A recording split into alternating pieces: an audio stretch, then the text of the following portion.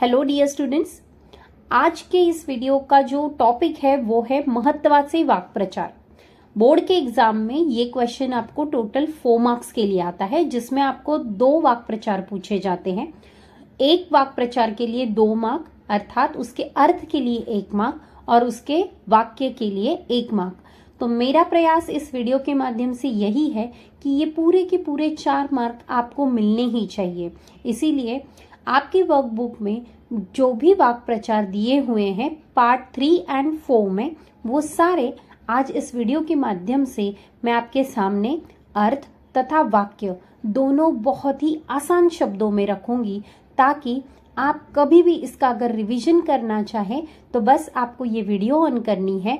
आप ऐसे ही time pass कर रहे हो, खाना खा रहे हो या कुछ भी, सिर्फ आपको सुनना है, तो ये वीडियो सुनकर आप 4 मार्क की रिवीजन आराम से कर सकते हो। तो आइए शुरू करते हैं इस वीडियो को। आपका क्वेश्चन इस तरह होगा, खालील वाक्प्रचारांचे अर्थ सांगून वाक्यात उपयोग करा। बच्चों, कभी कभी ये हो जाता है कि आपको वाक्प्रचार का अर्थ तो पता होता है और उसके अनुसार आप वाक्य नहीं लिख पाते, या कभी कभी आप लोग ये कर देते हो कि वाक्प्रचार का उपयोग वाक्य में करना चाहिए, उसके बदले आप अर्थ का उपयोग कर देते हो, तब आपके मार्क्स जाने के चांसेस बढ़ जाते हैं। इसीलिए चाहे कितनी भी जल्दबाजी हो, आपको वाक्प्रचार का ही उपयोग वाक्य में करना है। हमारा पहला वाक्प्रचार है उत्कंठा वाढणे, कुतूहल वाढणे, अर्थात क्युरियोसिटी बढ़ना। वाक्य, निरंजनला रेल्वेतून प्रवास करण्याची उत्कंठा वाढली। लेसन में से ही दिया हुआ है ताकि आपको आसानी से याद रहे, क्योंकि ये आपने ऑलरेडी पढ़ा हुआ है। सेकंड, रममाण होणे, गुंगून जाणे, शीतल चित्र काढण्यात रममाण होते। स्वरसाज चढवणे, चाल देणे, सरांनी कवितेवर स्वरसाज चढ़वला। स्वरसाज चढ़ाना मतलब ये होता है कि किसी भी एक पोएम को एक ट्यूनिंग में बिठाना, उसको गाकर किसी को सुनाना। पुढील वाक्प्रचार, भान ठेवणे, जाणीव ठेवणे, एहसास रखना जिसे हम कहते हैं। आपण निसर्गाशिवाय जगू शकत नाही याचे भान ठेवले पाहिजे। नेक्स्ट, हातात हात घालणे, सहकार्य करणे, मतलब किसी की मदद करना। हातात हात घालून काम केल्याने सर्वांची प्रगति होते, मतलब एक दूसरे के साथ काम करने से हर किसी की प्रगति होती है। पुढील वाक्प्रचार, आर्जव करणे, विनंती करणे, रिक्वेस्ट करना। सहलीला जाण्यासाठी राजाने वडिलांकडे अनेकदा आर्जव केली। नेक्स्ट, खुणगाठ बांधणे, निश्चय करणे, मोठे झाल्यावर मी गायक होणार अशी खुणगाठ गीताने बांधली, मतलब खुद से निश्चय करना, उसे कहते खुणगाठ बांधणे, बरोबर। तर पुढचा आपला जो वाक्प्रचार आहे, चौकस राहणे, सावध राहणे, अलर्ट रहना। वाघीण नेहमीच आपल्या पिलांच्या सुरक्षिततेसाठी चौकस राहते। पारंगत असणे, कुशल असणे, मतलब एक्सपर्ट होना। प्रत्येक जंगली प्राणी शिकार करण्यात पारंगत असतो।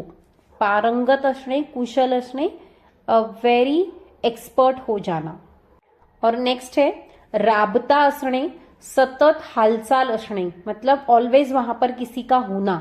वाक्य, जंगलात जंगली प्राण्यांचा राबता असतो। नेक्स्ट, उत्साहाला उधाण येणे, खूप उत्साह निर्माण होणे। वाघिणीला पाहताच पिलांच्या उत्साहाला उधाण आले। बच्चों, ये मैंने आपकी के लेसन से दिया हुआ है ताकि आपको याद करने के लिए बहुत ज्यादा परेशानी ना हो।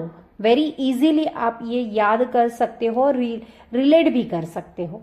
नेक्स्ट है कष्टी होणे, दुःखी होणे। निसर्गाची काळजी घेतली नाही तर भविष्यात आपल्याला कष्टी व्हावे लागेल। पुष्टी देणे, पाठिंबा देणे, आम्ही बनवलेल्या योजनेला शिक्षकांनी पुष्टी दिली। पुष्टि देने का अगर इंग्लिश में अर्थ जानना चाहते हो तो ये है कि सपोर्ट करना। तो आपने कोई प्लान किया है जिसे आपके टीचर्स ने सपोर्ट किया, इसीलिए ये वाक्य बनाया है कि पुष्टि देणे, पाठिंबा देणे। नेक्स्ट वाक्प्रचार है हमारे लिए यहाँ पर, कवेत घेणे, मिठीत घेणे, खूप वर्षांनी भेटलेल्या मित्रांनी एकमेकांना कवेत घेतले. मरगळ झटकणे, आळस झटकणे.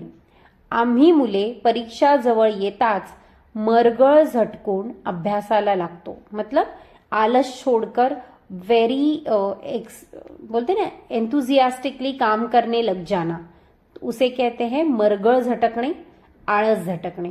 तो ये थे आपके 15 वाक्य प्रचार.